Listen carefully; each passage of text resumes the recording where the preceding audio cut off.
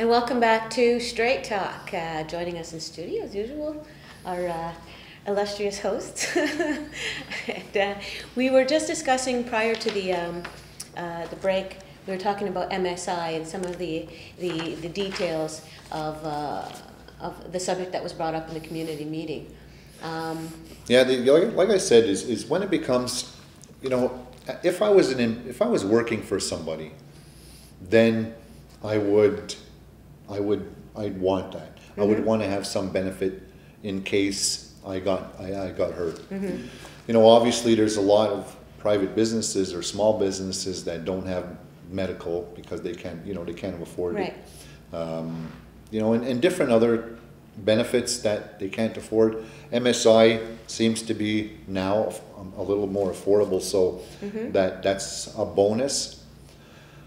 But it's still an extra cost. If you're looking at it, like, how do you work it? I mean, they're saying that they want to make it mandatory, which isn't a bad thing for the employee, but for the employer, you know what I mean? It becomes like in a cigarette store. It's going to be an issue in terms of the way people are going to respond to anything that is suggestive. You talk about the United States and Tea Party and all this stuff, the idea about more control, say, by the council. This will be controversial. You don't just say that. The council will now say that they want it to be mandatory that all employers in the community pay into MSI and take deductions from their employees for MSI. Well, there's no deductions. It comes. Okay. It's a benefit for the employee. Okay, so it's just strictly covered by the employer. It's paid. So that'll be. And the other side of it is that if you're going to say, well, you know, you are your own government, you are your own thing, then I guess the argument can be made is you want everybody to be covered. Everybody should want. The thing is, what's going to end up happening, and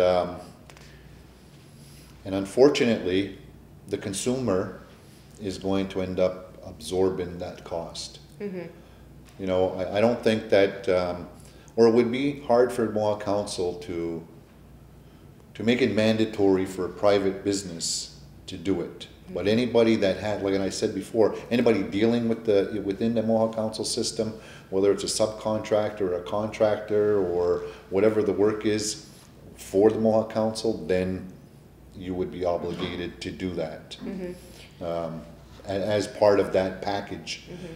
What about a private citizen? Citizen. It's the same thing. It's not really. It's hard to make it mandatory for them to do that. Am I going to have problems hiring somebody from the outside? Well, you know, if you hire somebody from the outside, until such time as they start, or if they ever do enforce the permits for anybody doing any work in the community, then obviously there's going to be an extra cost for everybody. Right. Now, it looks like that may be coming down the pipe because we talked about some of those permit issues, and like I said, and we agree, I guess, to disagree, because it is a good thing, and yet it's going to be a hard thing to enforce. Actually, could it be a hard sell? Yeah, well, no, it's going to be a hard thing to enforce because, you know, it's like how does the Mohawk Council start now putting, you know, making us a 100% municipality where all the rules and regulations are going to apply like they do on the outside, and we talked about that the last show. You know, it's going to be hard to do it, but like there's bonuses to it. I mean, there's benefits to it, and then we talked about that somebody from out of this community comes in and do contract work, even if they're native. I won't say non-native, because even natives from other communities come here and take advantage of sometimes people from this community, and there's no recourse because it's a private situation. So if it ever comes to that, then at least there still be checks and balance somewhere, but at what cost? It's going to cost you more money to hire somebody from out of the community as well as in the community. So there's going to be a lot of different things. Yeah, and then there's also the issue of choice, too. You use the term municipality, and that's right away. I just know that there are people watching now who are going to say, he said that M word, and you know, that's a huge issue. But everything that we're doing, no, it is going that way, and the plans are for it to be that. Well, of course it is. Know, But you know, the other implications is that now, if you think about it, if you're saying we're at some point we're going to say that it's really going to be mandatory in the community, that means when you start talking about private businesses, then you're going to have a business registry. Who's it going to be registered? It's going to be registered with the Mohawk Council. You know, as it is, there are already businesses who are registered with the province under their registry. So if you are, then you fall under their jurisdiction in terms of, say, if you fire somebody unjustly, it goes through their process. Regardless of whether you're a private business or anything else, you're still obligated by labor laws, no matter where you're from. You know, you're still, because unless people comply to what you want, and whether it's legal or not, and you know, you go against labor laws. That's why council's in trouble all the time, is because they use Mohawk law and not labor law. So, you know, it becomes an issue for them every time they do something that's against if you're labor a private law. Business, I mean, just No, private business and you're not registered. It doesn't matter. You still can't hire kids. You're still employed. You still employ somebody. You still employ. Yeah. If you still employ somebody and you pay them, Okay. it's still.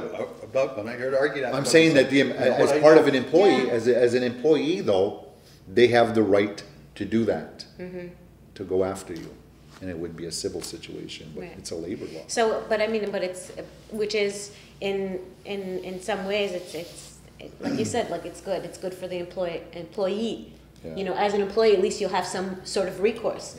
If something goes wrong, and that they will, and as employers, you are being held to some sort of standard. The other thing, You know? the one other point that before we move on is that I also think that there should be some way that businesses can get into a pension plan and not pay into the Quebec pension plan, but have like in town mostly it's all private pension plans, and for a small business it's impossible. You wouldn't be able to afford it. You couldn't afford to do that. And the big thing is say for instance I'm working at whatever, any store, and I'm working there, and it's a viable business, or if it's retail or whatever it is, for 10-15 years, I have nothing. Nothing and nothing, no Yeah. benefits. Yeah. I can collect unemployment if I'm paying into unemployment, but for the most part, some people aren't even doing that. So, you know what I mean? And then we looked into it one time about the pension, and it's impossible. You can't afford it for such a small thing. But I heard that the bank, and I'm not 100% sure, that you can jump into somebody else's, like they make pools or something. You know what I mean? Yeah, it's possible. The Eastern Door had it when I worked for the Eastern Door years ago. I mean, they have a pension program.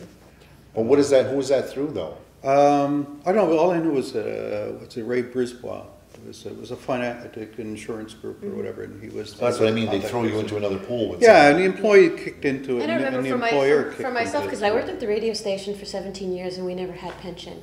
And what I did was, again, personally, while I was there, I think I was 23 at the time, and I had said, no, I've had, I don't think I'm going to be getting a pension this way. Therefore, I have to start thinking about my future. So I did it personally, individually. I went to, I can't remember the name of the, I still have it, but I don't know if I should, put No, but regardless, but yeah. Yeah, so I went to an insurance company, and I spoke to them, and I did a long-term pension plan. Yeah, it's a personal, but I mean, it's costly though if you try to do it as a small business. Yeah, I mean, say you have a convenience store or a grocery store. We have a couple of grocery stores in town, and they can't compete, say, with the big chains outside in terms of buying by bulk and volume. So for them, I alluded to this earlier, is that say you have it mandatory and they have to pick up the cost of it, it gets translated out to the community in some way. And can they do business? Can they afford to raise prices that much more? And that's some of the, I guess, the downfalls to doing something like that.